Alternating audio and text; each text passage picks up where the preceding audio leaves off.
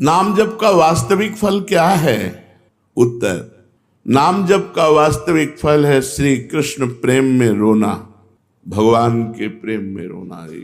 नाम का जब फल प्रकट होगा तो गदगद शुर नैना सजल दंपति रसरय भीन, ईगत वृंदा विपिन में फिरे प्रेम तन लीन। आंखों से आंसू बह रहे हैं, कंठ गदगद हो रहा है, शरीर रोमांचित हो रहा है, कंपायमान हो रहा है, भगवान की मंगल मूर्ति मानस पटल पर छाई हुई। ये नाम का फल।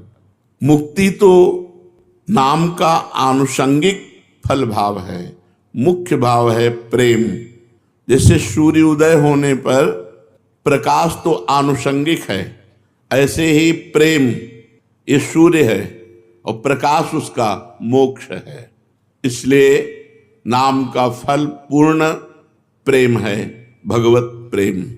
सुना है कि 3.5 करोड़ नाम जप करने पर मोक्ष की प्राप्ति हो जाती है। क्या ये सत्य है?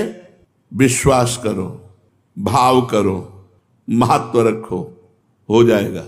विश्वास करो, भाव करो, महत्व रखो तो एक नाम में मोक्ष प्राप्त हो जाएगा।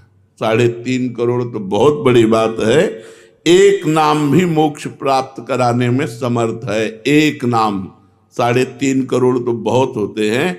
विश्वास करो, भाव करो, महत्व करो। यही बात ध्रुवदास जी ने कहा। हित से आर्त होकर दैन्य भाव से एक नाम पुकार लो तो भगवान तुम्हारा साथ नहीं छोड़ेंगे। एक बार जिन नाम ली हित सो होए अति दीन, अति दीन हित सो होए। प्रेम से द्रवित होकर दैन्य भाव से भगवान को पुकारो तो एक नाम में भगवान तुम्हारा कभी साथ नहीं छोड़ेंगे। एक बार जिन नाम ली हित सो होए अति दीन, ताको संग न छाणहि ध्रुव अपनो कर लीन। विश्वास करो, भाव करो, महत्व करो तो एक नाम से भगवत प्राप्ति हो जाएगी। एक नाम मोक्ष प्रदान कर देगा। 3.5 करोड़ तो बहुत बड़ी बात है। हाँ, कलि संतरणोपनिषद में लिखा हुआ है कि यदि नाम के 3.5 करोड़ आवृत्ति की जाए, 3.5 करोड़ नाम जब किया जाए तो शरीर छूटने पर वो भगवान को प्राप्त होगा। शरीर छूटने पर वो भगवान को प्राप्त होगा 3.5 करोड़ नाम जप करने। आपने बड़ी महिमा सुनाई तो आप इतना बता सकते हैं कि आपको क्या लाभ मिला नाम जप से? आपको क्या लाभ मिला? मेरे को जो लाभ मिला, मेरी वाणी में सामर्थ्य नहीं कि मैं कह सकूं। हाँ, ये जरूर है कि असंभव को संभव कर दिया नाम ने, बस इतने बोले। मेरे को जो लाभ हुआ, मेरी वाणी में सामर्थ्य नहीं कि मैं वर्णन कर सकूं। हाँ, इतना जरूर कहता हूं कि असंभव को संभव कर दिया, असंभव को संभव कर दिया। महाराज, नाम जप करने वाला अंत समय में यदि बेहोश हो जाता है तो उसकी क्या गति होगी? बेहोश में तो नाम जप नहीं हो पाएगा। नाम जप जीवन भर प्रयास किया है, एक क्षण भी नाम नहीं छोड़ा है। अंत समय जब बेहोश होगा तो भगवान उसका नाम स्मरण बन जाएंगे। उस बेहोश की स्थिति में भगवान उसका नाम स्मरण हो जाए। एक भगत को हमने देखा, ललचाते हैं ऐसी मृत्यु हो जाए, अंगुली में काउंटर है, बिल्कुल आखिरी श्वास चल रही, ऐसे राधा राधा राधा, और मात्र 5-6 सेकंड में ये है मृत्यु। मृत्यु का ये है महोत्सव। और मतलब जैसे नृत्य की मुद्रा में राधा राधा राधा राधा, और बस ऐसे चले। यदि कोई बेहोश हो जाता है और जीवन भर भजन किया है तो अंत समय भगवान उसका स्मरण बनते हैं और वो भगवान को प्राप्त होता है। आप कृपा करके बताइए कि नाम जप और मंत्र जप में क्या अंतर है? मंत्र जप में विधि की प्रधानता होती है। अपवित्र दशा में आप नहीं जप सकते, अपवित्र स्थान में आप नहीं जप सकते, अपवित्र भाव रखकर नहीं जप सकते। नाम में इसकी कोई बात। अपवित्र पवित्रो वा सर्वावस्थांगतो पिवः यह स्मरेत पुंडरीकाक्षम सवायाभ्यंतरा शुचि। नाम उच्चारण करते ही वो बाहर भीतर दोनों जगह से पवित्र हो जाता है, चाहे अपवित्र हो या पवित्र, इसकी कोई विधि नहीं। कई जगह मंत्र को अविधि पूर्वक जप करने से हानि भी हो जाती है, लेकिन नाम जप करने से लाभ ही लाभ होता है। नाम जप करने से कभी भी किसी भी दशा में हानि नहीं हो सकती। क्या मंत्र का अर्थ जाने बिना, बिना भाव के अगर जप हो तो फल देता है? हर शब्द ब्रह्म है। वैदिक, तांत्रिक आदि जो भी मंत्र हैं सब शब्दात्मक हैं, उनमें अनंत शक्ति भरी हुई है। बिना समझ के, बिना भाव के भी जप करने पर मंत्र अपनी सामर्थ्य से उसका कल्याण कर देता है।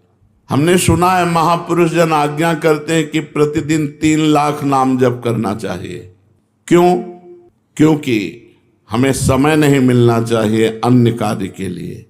यदि हम नाम जप छोड़ देते हैं तो निकम्मी इंद्रिया और मन ये हमें भोगों में फंसा देते हैं। जिसे इसी जन्म में भगवत प्राप्ति करनी है तो प्रमाद के लिए अवसर ही न रहे। इसलिए जितने भी त्यागी, बैरागी, वैष्णव भक्त जन हुए उन्होंने नियम बनाया है और नियम पूर्वक जप किया है। 3 लाख नाम जप का रोज का नियम जो लिए हुए है वो निश्चित भगवत प्राप्ति करेगा। कुछ नियम तो होने चाहिए। साधना क्या है? साधना उसे कहते हैं जो प्रपंच से अलग कर दे, प्रपंच से हटाकर श्री भगवान में लगा दे, उसे साधना कहते हैं। भगवान की अखंड नाम स्मृति में डुबो दे, विषयों से उपरति को प्राप्त हो जाए। त्याग वैराग्य उपरति, विषय की उपस्थिति पर भी ये विषय भोग है ऐसी स्मृति ही ना रह जाना उपरति होती है। विषयों के प्रति रस बुद्धि है, विषयों का त्याग कर दिया, इसे त्याग कहते हैं। और विषयों के प्रति रस बुद्धि भी खत्म हो गई, उसे वैराग्य कहते हैं। पर उसको ज्ञान रहता है कि विषय है, लेकिन ये विषय है ऐसा ज्ञान भी न रहना, उसे उपरति कहते हैं, इसे साधना कहते हैं। इतना भगवान नाम जप करे कि विषय की उपस्थिति में भी विषय भोग की इच्छा ना हो, ये वैराग्य। और ये विषय है ऐसा बोध ही ना हो, उसे उपरति कहते हैं। ये साधना आगे क्यों नहीं बढ़ती? वहीं क्यों लड़खड़ाता रहता है साधक? जब तक शरीर में अहंकार है कि मैं स्त्री हूं, मैं पुरुष हूं, जब तक शरीर संबंधी भोगों में प्रियता है, खान पान अन्य भोग पदार्थों में, जब तक शरीर संबंधियों में ममता है, 3 बातें, शरीर में अहमता, अहंकार, भोगों में प्रियता और संबंधियों में ममता, तब तक साधना आगे नहीं बढ़ सकती। रिश्ते नाते संबंधियों से ममता हटाओ, भोगों से प्रियता हटाओ, शरीर से अहंकार हटाओ। कैसे हटेगा? नाम जप करो, सत्संग सुनो, शास्त्र स्वाध्याय करो, संत भगवंत भक्त गुरुदेव इनकी सेवा करो, इसी से ठीक हो जाएगा। साधन का प्राण क्या है? स्मरण, सावधानी पूर्वक स्मरण, ये साधन का प्राण है। हर समय स्मरण चल रहा मतलब तुम्हारा साधन जीवित है। स्मरण रुक गया मतलब जीव मरने जा रहा है, तुम्हारा साधन नष्ट होने जा रहा है। साधन का प्राण है स्मरण, मधुर मधुर भगवान का स्मरण। साधना में क्या सरलता हो सकती है? सरल साधन क्या हो सकता है?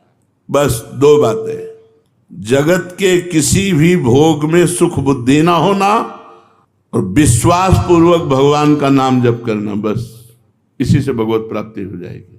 2 बातें, जगत के किसी भोगों में सुख बुद्धि ना होना और विश्वास पूर्वक भगवान का नाम जप करना, इसी से भगवत प्राप्ति हो जाएगी। साधना आगे क्यों नहीं बढ़ती?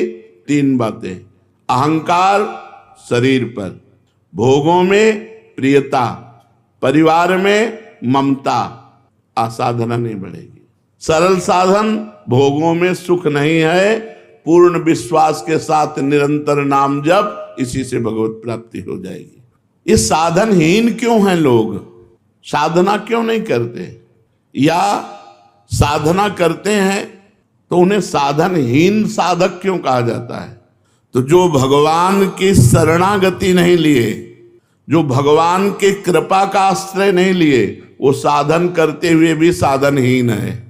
साधन करते हुए भी वो साधनहीन है। अमुक साधना अमुक साधना अमुक साधना, तो एक अहंकार हो जाता है कि मैं अमुक साधन करता हूँ। और बल साधन का होता है, वो साधनहीन साधन है, साधनहीन साधन है। अपबल, तपबल और बाहुबल, चौथो बल है दाम। सूर्य किशोर कृपा ते सब बल हारे को हरे नाम।